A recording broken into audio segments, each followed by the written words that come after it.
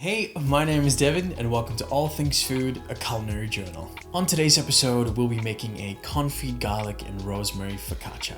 So this recipe does require you to make the dough and then leave it in the fridge overnight and then bake it the next day. So if you are considering making this, please plan ahead. So if you're ready, sit back, relax, and let's get cooking. So let's begin our focaccia dough. In a large bowl, add 2 cups or 470 milliliters of warm water. Then add 1 teaspoon of brown sugar.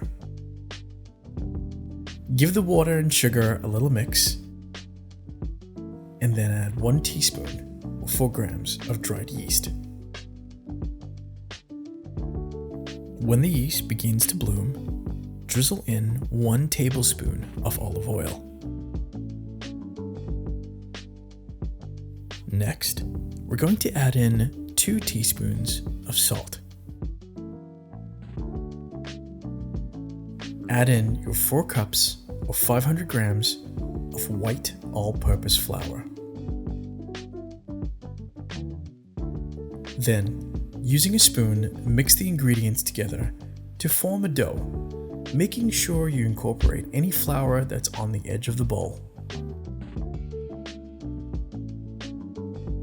The dough is going to be very wet and not really look like a dough at this stage, but that's what we're aiming for. Once done, cover the bowl with a tea towel and then set aside for 30 minutes. While the dough is resting, we're going to start our confit garlic. Let's take our garlic and begin to separate the cloves. So I came across this little well-known life hack a couple years ago. While struggling to peel a bulb of garlic, you're going to need a glass jar for this hack to work. Grab your glass jar and then place all your garlic cloves into the jar. With the lid on, begin to shake the jar violently. The cloves will begin to bounce and smash against the jar, helping the skins to become loose. Next, pour your cloves onto your board. As you can see, this makes it a lot easier to peel, especially when you're doing this many cloves at one time. With the garlic all peeled, let's get a small pot on the stove. Next, we're going to add in our garlic cloves into the pot. Now let's cover the garlic cloves with some olive oil. You want to use just enough to completely submerge the cloves, and in my case, I use about a cup of olive oil. Next, turn the stove to the lowest setting and let the garlic slowly cook and soak in all of that beautiful olive oil for the next 45 minutes or to an hour. With the garlic confit on the stove, let's head back to our focaccia dough. We're going to do a couple of dough pulls, which will help with the gluten in the dough develop and give us those lovely, bubbly air pockets that focaccia is known for. Wet your hands generously with water. Then using the wet hand, reach into the bowl and pull a section of the dough up and then fold it over. Next, we're going to turn the bowl so that we can get to the next section of the dough. I turn it about a quarter to my right so I can reach the dough better. Once again, reach down to the bottom of the bowl and gently but firmly grab the dough.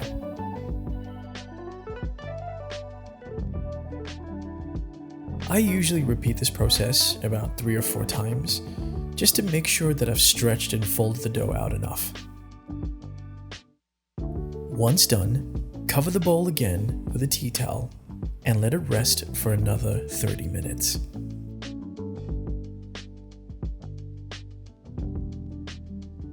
Once 30 minutes is done, you're going to wet your hands again and repeat the stretch and fold process.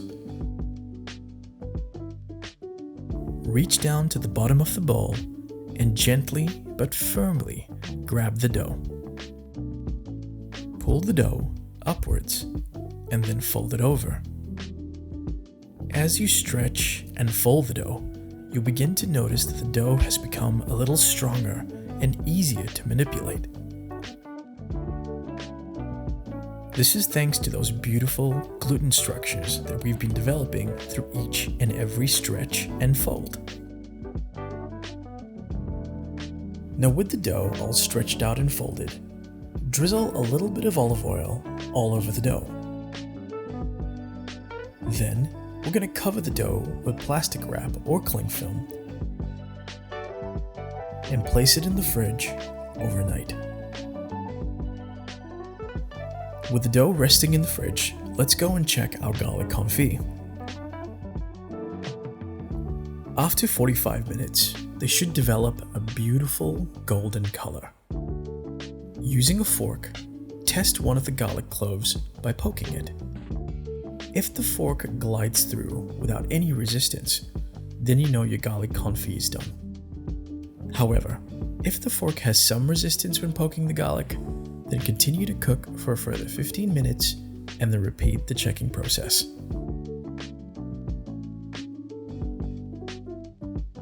Once cooled down, remove the garlic and the oil and place it in a jar.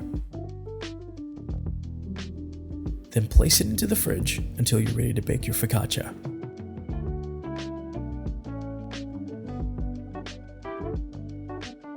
For the focaccia, I'm using a rectangular pan measuring 35 by 25 centimeters, or 13 by 10 inches.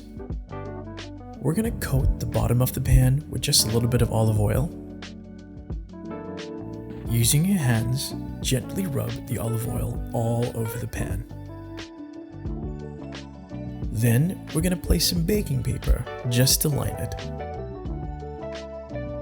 Drizzle a little bit of olive oil in the pan and spread it around with your hands, covering as much as the baking paper as you can. Now I kind of went a little bit overboard and put a little bit too much olive oil here, but you can do as you please. Now, let's get our focaccia that has been resting overnight in the fridge. As you can see, our dough has risen nicely and developed some lovely little pockets of air all along the surface.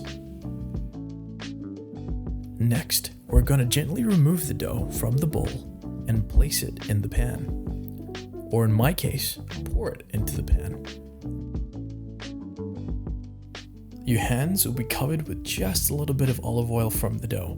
So we're going to use this and we're going to gently stretch the dough out to cover as much of the pan as possible. Once done, we're going to leave it to rise for 1 hour in a warm place. Now that the dough has risen, it's time to add our toppings. I like to add my toppings now and press them into the focaccia, as I've found if the toppings sit on the surface, they tend to burn in my oven.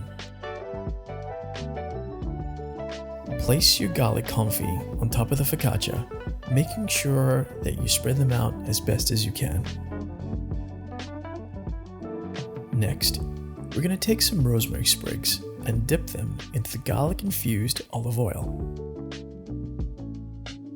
Then, tear your rosemary sprigs and place them all over the surface of your focaccia. Using a ladle or a big spoon, generously pour a decent amount of your garlic-infused olive oil over the top of your focaccia. Next comes the fun part. We're going to coat our hands with just a little bit of olive oil. Then using your fingers, gently push down into the dough from the top all the way to the bottom. We're going to form those beautiful, airy dough pockets that focaccia is known for. Do this from the top of the focaccia all the way to the bottom. Finally, sprinkle over some flaky sea salt and then place the focaccia aside. Now, let's preheat our oven. We're going to preheat our oven to 220 degrees Celsius or 450 degrees Fahrenheit on the fan bake setting. Once the oven comes up to temp, place your focaccia on the lowest rack and then leave it to bake for 18 or 20 minutes. When it's done, Your focaccia should have the most beautiful golden crust, dotted with those little pockets of air amongst a sea of rosemary and confit garlic. We're going to leave this to cool down before attempting to cut it. Now that it's cooled down, let's slice it up and take a look at the inside of our freshly baked focaccia.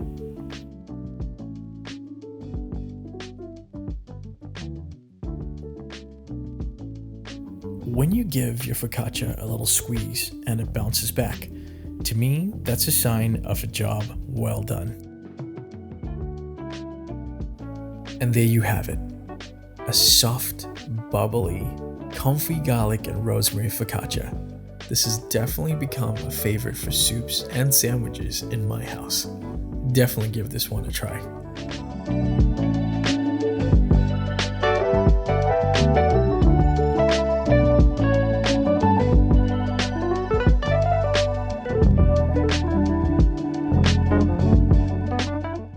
Well, I hope you enjoyed that tasty little food adventure. As always, I'll be creating more videos in the weeks to come, so if you'd like to see more of me just cooking in my kitchen, then please consider subscribing to this channel. Thanks again for watching All Things Food, and I will see you next time.